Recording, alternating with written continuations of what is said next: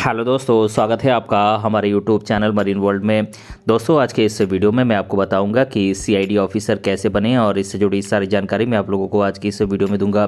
दोस्तों, वीडियो में आगे बढ़ने से पहले मैं आपसे रिक्वेस्ट करना चाहूँगा कि अगर आपने अभी तक इस चैनल को सब्सक्राइब नहीं किया है तो इसे ज़रूर सब्सक्राइब कर लीजिएगा और अगर ये वीडियो अच्छा लगे तो अपने फ्रेंड के साथ इसे शेयर जरूर कीजिएगा। तो चलिए दोस्तों, इस वीडियो को स्टार्ट करते हैं।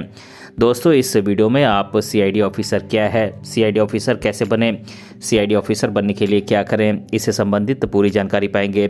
जैसे कि आप इसमें सीआईडी ऑफिसर क्या है, सीआईडी ऑफिसर कैसे बने, इसके लिए एलिजिबिलिटीज़ क्या क्या है, एज लिमिट कितनी होती है, इसके लिए एग्ज़ाम कौन कौन से देने होते हैं, इसका सिलेबस क्या है और सीआईडी ऑफिसर की सैलरी कितनी होती है, इससे जुड़ी तमाम जानकारी मैं आप लोगों को आज की इस वीडियो में दूंगा। इसीलिए इस वीडियो को अंत तक जरूर देखिएगा। दोस्तों, आज के इस समय में अधिकांश स्टूडेंट एक बड़ा अधिकारी बनने की ख्वाहिश रखते हैं, लेकिन किसी कारणवश वो बन नहीं पाते हैं। हालांकि बड़ा अधिकारी बनना इतना आसान नहीं होता है। अगर बड़ा अधिकारी बनना है तो इसके लिए आपको कड़ी मेहनत करने की ज़रूरत होती है। दोस्तों, सीआईडी की बात करें तो ये पोस्ट भारत में सबसे पॉपुलर अधिकारियों में से एक है। इसीलिए अधिकांश स्टूडेंट सीआईडी का पोस्ट प्राप्त करके इस क्षेत्र में अपना कैरियर बनाना चाहते हैं। अगर आप सीआईडी बनने का सपना देख रहे हैं और इस लक्ष्य को प्राप्त करना चाहते हैं तो आप अपने जुनून और धैर्य के साथ इस लक्ष्य को प्राप्त करने का प्रयास करें, क्योंकि सीआईडी कोई यूं ही नहीं बनता है। इसके लिए शारीरिक रूप से फिट और मानसिक रूप से इंटेलिजेंट होना जरूरी है। साथ ही हर मामले को सुलझाने की काबिलियत आप में होनी चाहिए। यदि आप में ये सभी गुण हैं तो आपकी सीआईडी बनने की संभावना बढ़ जाती है। तो चलिए दोस्तों, अधिक समय न लेते हुए आगे बढ़ते हैं और जानते हैं सीआईडी ऑफिसर क्या है, सीआईडी ऑफिसर कैसे बने, इसके बारे में हम हर डिटेल इस वीडियो में जानेंगे। दोस्तों, सीआईडी का full form criminal investigation department होता है। इसे हिंदी में आपराधिक जांच विभाग भी कहते हैं। साथ ही इन्हें गुप्त अधिकारी भी कहा जाता है, जो भारत सरकार के अधीन काम करते हैं। हालांकि सीआईडी पुलिस से अलग है, लेकिन ये एजेंसी पुलिस का ही एक रूप है, जो पुलिस अधिकारियों के साथ मिलकर अपराधियों की जांच करते हैं, जैसे अपहरण, चोरी, हत्या और कई अन्य मामलों को सुलझाते हुए सीआईडी अपराधियों का पता लगाती है और अपराधियों को सजा दिलवाती है। दोस्तों, सीआईडी ऑफिसर का पोस्ट बहुत अच्छा पोस्ट होता है, इसीलिए सीआईडी ऑफिसर को एक अच्छा दर्जा दिया जाता है। सीआईडी ऑफिसर शारीरिक रूप से स्वस्थ और दिमाग से तेज होते हैं, इसीलिए वे कई मुद्दों को सॉल्व करने की क्षमता रखते हैं। दोस्तों, यदि आप सीआईडी अधिकारी बनना चाहते हैं तो आपको किसी भी स्ट्रीम से 12वीं कक्षा पास करनी होगी।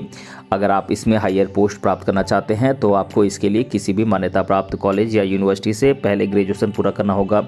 दोस्तों, ग्रेजुएशन के बाद आपको यूपीएससी एग्ज़ाम में बैठना होगा। दोस्तों, इसके लिए आपको पहले यूपीएससी एग्ज़ाम के लिए अप्लाई करना होता है। यदि आपके ग्रेजुएशन का फाइनल ईयर है तो आप यूपीएससी एग्ज़ाम के लिए अप्लाई कर सकते हैं। दोस्तों, यूपीएससी एग्ज़ाम पास करना इतना आसान नहीं है।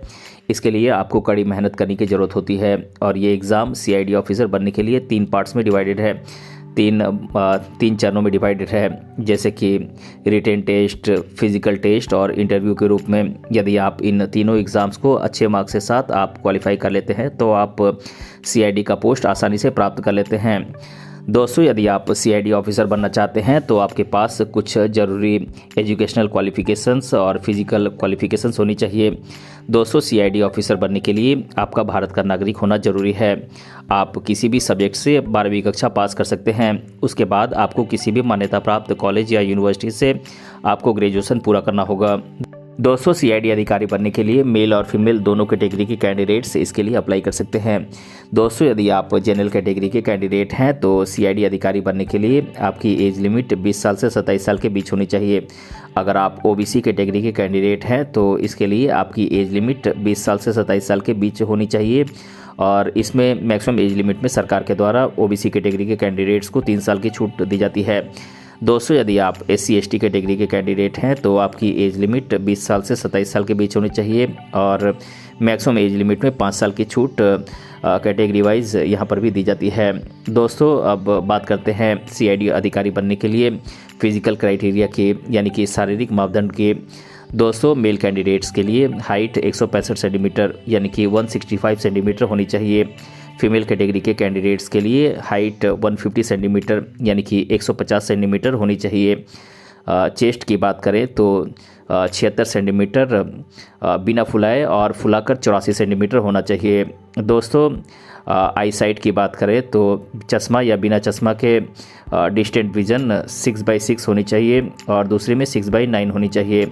दोस्तों नियर साइटेडनेस एक आँख में 0.6 और दूसरी आँख में 0.8 होनी चाहिए। दोस्तों अब हम ये जान लेते हैं कि CID ऑफिसर बनने के लिए आप कितनी बार प्रयास कर सकते हैं। दोस्तों जनरल कैटेगरी के कैंडिडेट्स CID ऑफिसर बनने के लिए 4 बार प्रयास कर सकते हैं, यानी कि 4 बार इस एग्ज़ाम के लिए बैठ सकते हैं। दोस्तों OBC कैटेगरी के कैंडिडेट्स 7 बार CID ऑफिसर बनने के लिए एग्ज़ाम दे सकते हैं। CID ऑफिसर के लिए SC ST कैटेगरी के कैंडिडेट्स के लिए एग्ज़ाम में अटेम्प्ट की कोई लिमिट नहीं है। दोस्तों CID ऑफिसर बनने के लिए कैंडिडेट को 3 चरणों की एग्ज़ाम से गुजरना होता है, जो काफ़ी कठिन होती है। यदि आप इन तीनों एग्ज़ाम को पास करना चाहते हैं तो आपको इसके लिए कड़ी मेहनत करने की ज़रूरत होती है। साथ ही आपको फिजिकली रूप से फिट और इंटेलिजेंट होने की ज़रूरत होती है, तभी आप इन तीनों एग्ज़ाम को आप सफलतापूर्वक पास कर पाएंगे। तो अब हम जानते हैं CID एग्ज़ाम के पेपर के बारे में, जो आप CID ऑफिसर बनने के लिए इन तीनों एग्ज़ाम से गुजरेंगे। दोस्तों सबसे पहले आपका रिटन टेस्ट होता है। अगर आप इस एग्ज़ाम को पास कर जाते हैं तो फिर आपका फिज़िकल टेस्ट होता है। अगर आप रिटन टेस्ट और फिज़िकल टेस्ट पास कर जाते हैं तो फिर आपका इंटरव्यू होता है।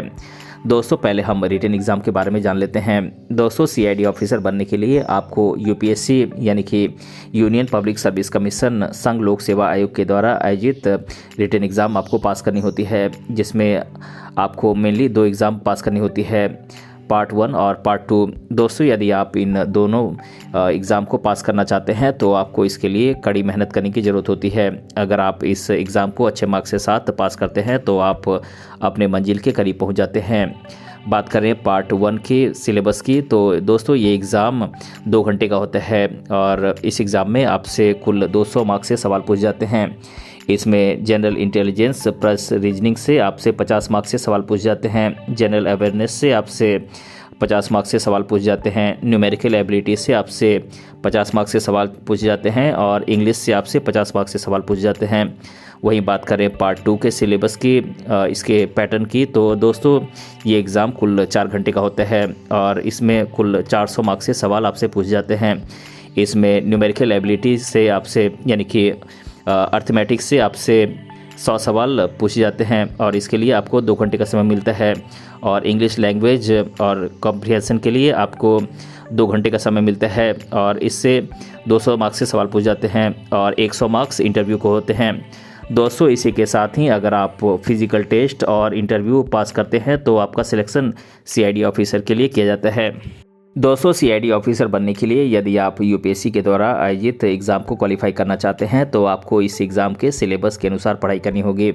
बात करें इस एग्ज़ाम के सिलेबस की तो इसमें आपसे general awareness, general knowledge, numerical ability, general ability, reasoning और इंग्लिश लैंग्वेज एंड कॉम्प्रिहेंशन से आपसे सवाल पूछ जाते हैं।